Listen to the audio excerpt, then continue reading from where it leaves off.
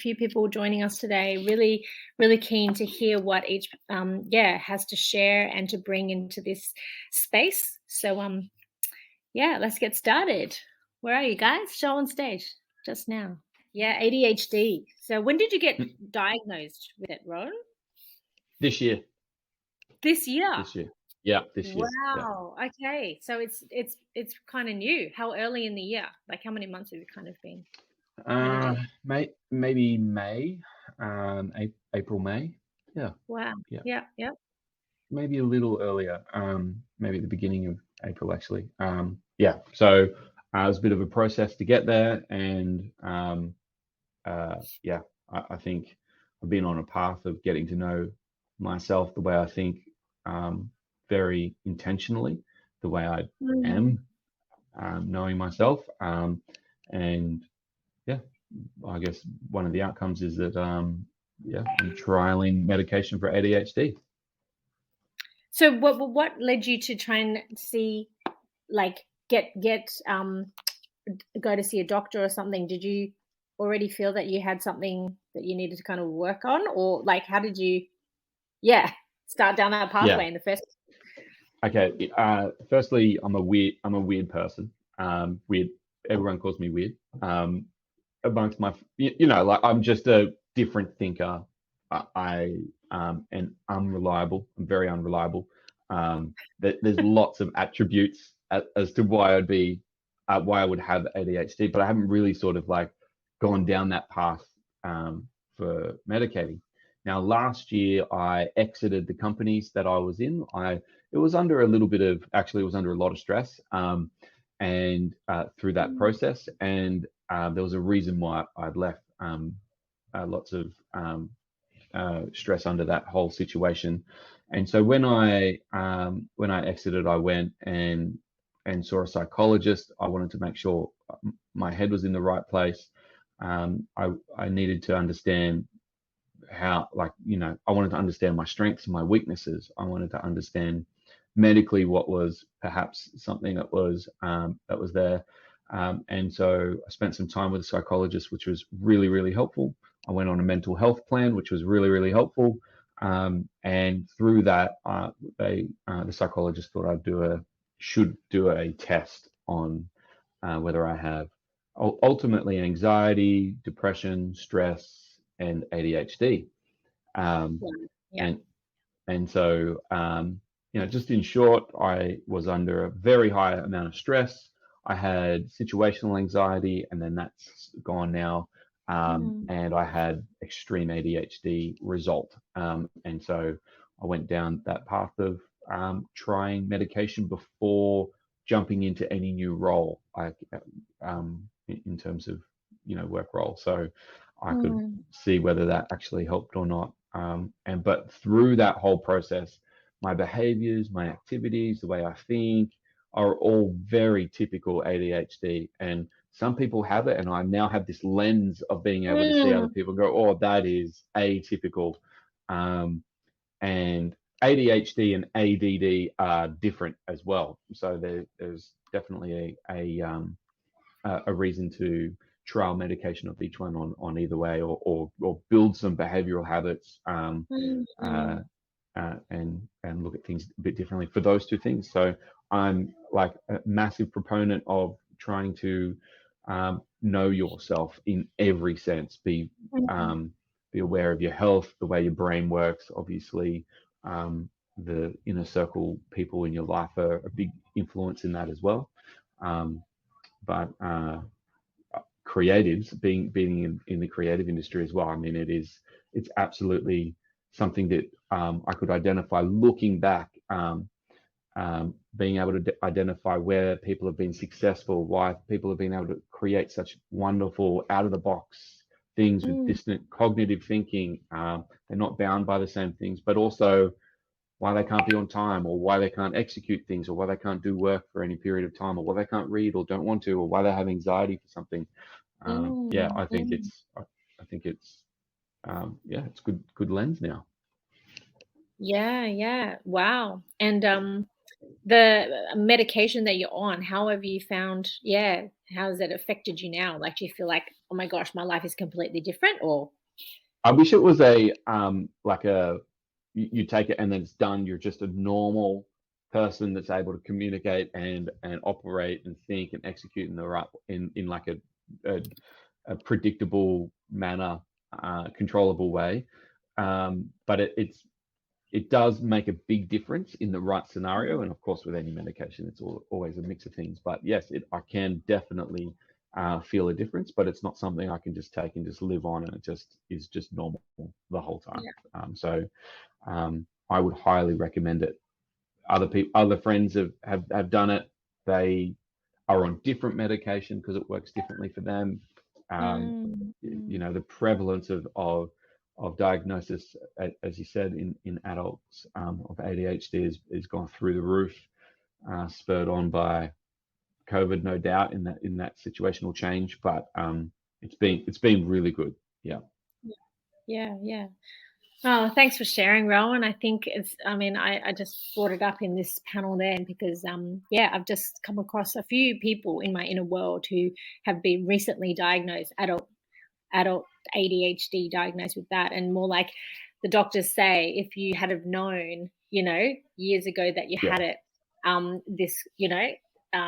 just more like, wow, like that you've got this far kind of thing without and more the effect on those around you and in your inner circle, like your spouse or your greatest friends or your co-workers, all that sort of thing.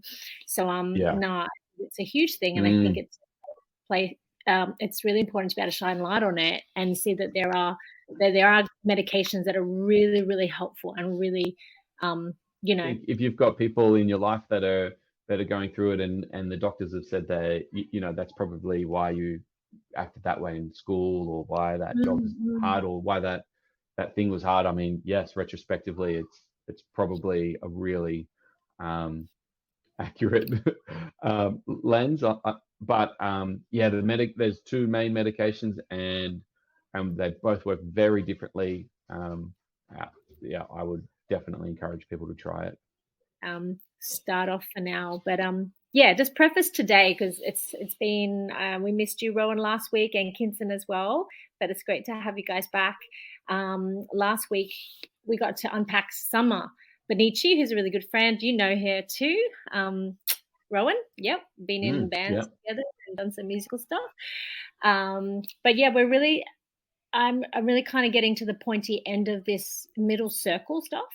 And in particular, it kind of introduces this outer circle, or the third circle, that we're going to delve into over the next 3 weeks before Christmas. And the outer circle, which I want Danny later just to expound a little bit on, but in particular how our middle circle and those that we bring into our inner world, that it's so important to have people that we can actually, who know us and know the way we're each wired, and what we're doing out there in the world, that really actually matters in spurring each other on and spurring, our daily lives on. And I think, when I go back to the years that I've grown up in church and with people sort of in my cell group or connect group, and the different environments that has been, like, I think to myself, there were seasons maybe where I was in groups that we did a Bible study together, or we, delved into the word or did teaching, and but nobody really knew who I was, or nobody really knew what I did, and I didn't really know what the next person did as well. And it's that kind of thing that I think it's so important that we know one another, and we get a sense of what part you play, not just in ministry in the church, but what part of the body you are active, and that you have in your hand, that God's given us as a sphere of influence, and that we can spur one another on in that. And just so I kind of wanted to go into that today, and asked a few questions, which you might have taken some notes, I'm not sure. But in particular, since you're in here, Rowan, I'll bring Kinsen. You might as well come onto stage as well. Can I bring you on? Since poor Danny just seems to be like loading. But I'll invite Kinsen you on. Yeah, good. Okay. But yeah, I wanted to ask this question. How have you experienced a middle or inner circle of deep kind of friendship or deep community with Christian brothers and sisters that has really sharpened you in what you do on a Monday to Friday basis, not just sharpen you in, in our leadership or in something that you're doing within the church ministries. Yeah, and just tell us a bit about that. So, Kinsen, do you want to start? Hey everybody. mate. Can you hear me? Yeah. I got Danny's little rotating circle right next Yeah. to my face. The wheel of death. The wheel of Yeah. death. You know, when I think of the closest relationships I've had, they weren't actually a result of, I would say, like what my mentor would call institutional church ministries. They happened almost as a byproduct of them. So, for example, I mentioned my mentor, right? So I met him as I was like leading my young adult fellowship, and he was a retreat speaker.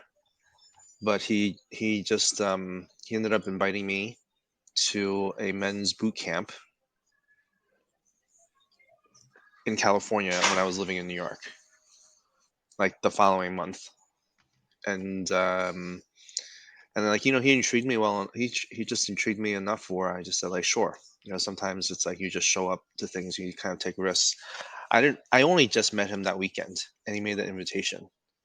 And I didn't know any of the dudes that he had invited, but it became like a crucial relationship that really changed my life. Like the peers that I met, like, he was very intentional. It was like a homogenous Asian American, like, Christian group. But he was very intentional in the sense that, in his opinion, the Asian American church did a generally, how to say this? I would say, like, not good, but he would say, like, really lousy job of mentoring the younger generation, particularly men. And I had to agree with him, right? It's like I knew several older gentlemen at my church, but I didn't really have any kind of relationships with them, right?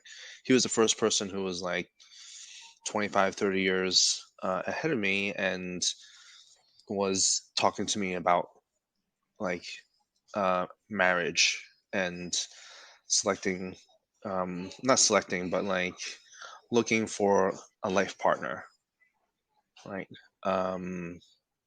Like raising children, like those were conversations where, the conversations I was having with some of the guys there was just, it's like, oh, are you single? It's like, oh yeah, I mean, they would give, I don't know, it would be like, I don't even know if I would talk to them about it. So that's like one group, but also like very deep spiritually, like just, I think, to be challenged by some of these men who have been, like, in the word for decades, right? Some of these men who shared struggles, like purity struggles, even in their 80s, right? Was like, wow. I was like, this is a level of transparency and depth that I've never been exposed to. Other accountability partners, they just happened. It never happened like when the church asked us to, I don't know, pair off or like start discipleship programs. I mean, I think that's like very personal. Like, if I knew someone or met someone, and I connected with them, and then we resonated with each other, and we got to know each other, like, those relationships would kind of take a life on its own. I'll admit that, like, I probably tend to be more proactive